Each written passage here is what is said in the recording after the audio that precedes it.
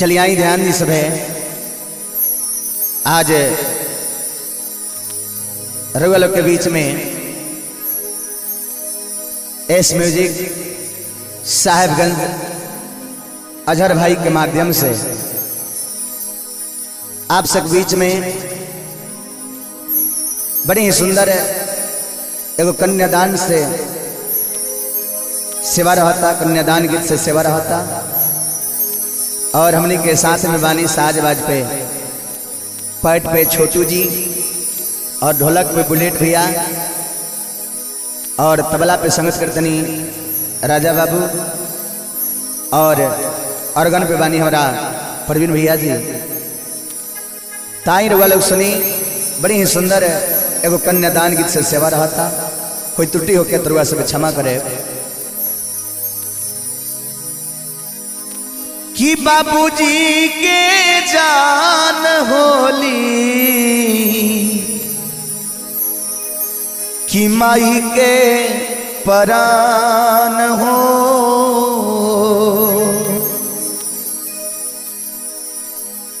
कि बाबूजी के जान होली माई के परान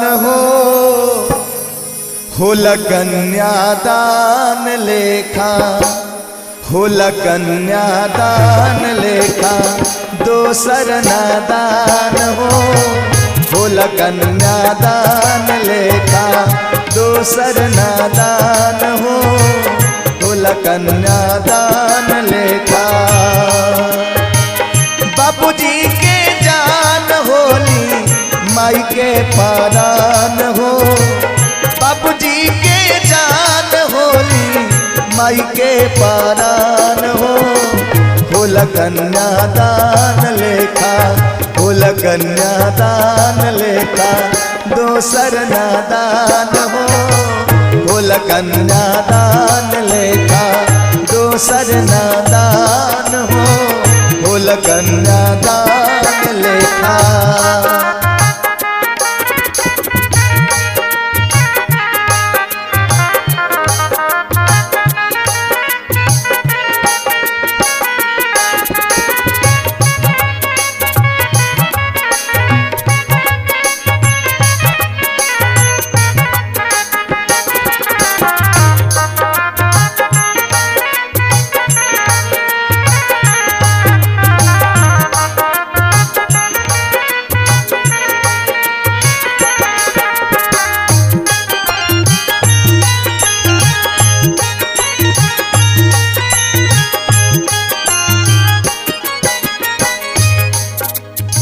और बड़ी ही सुंदर है कवि के भाव बा।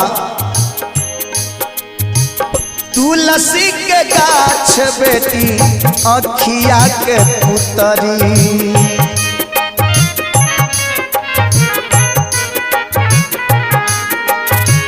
भेजस भगवान भागे साली अंगना उतरी।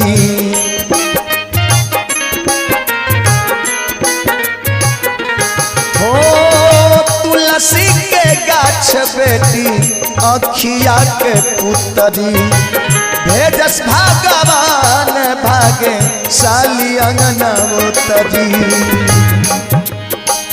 भोर के किरनिया लेखा करली बिहान भोर के किरनिया लेखा करली बिहान होल कन्यादान लेखा, होल कन्यादान लेखा दोसर नादान होल कन्यादान लेखा दोसर नादान होल कन्यादान लेखा।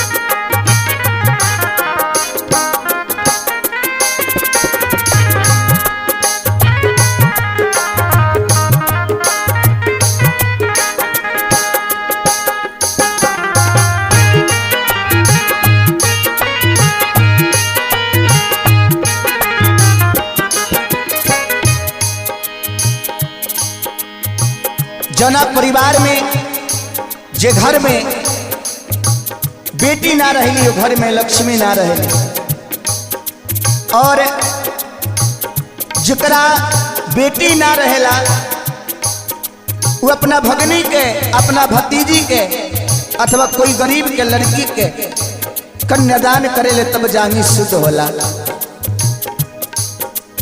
ऐसे हर परिवार में बेटी के जरूरी बा।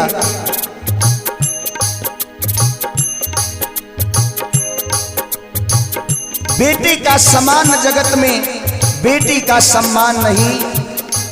ए दुनिया वाले मुझे बता दो, बेटी क्या संतान नहीं। बेटा क्या लेकर के आया, बेटी क्या ना लाई है। बहना के बिन सुनी सुनी हर भाई की कलाई है। बड़ी सुंदर कवि के भावा।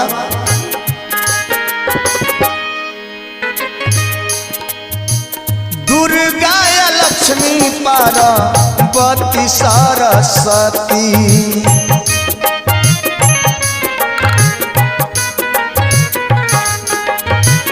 बन के सावित्री जी यार दलिपति।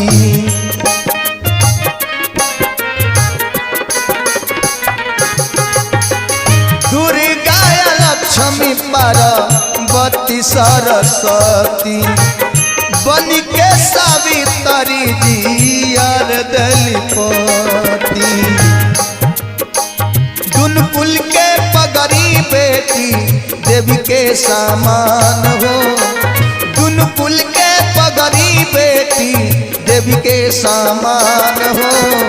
होल कन्यादान लेखा, होल कन्यादान लेखा दोसर नादान हो। होल कन्यादान लेखा दोसर नादान हो। होल कन्यादान लेखा बाबूजी के जान होली माई के परान हो।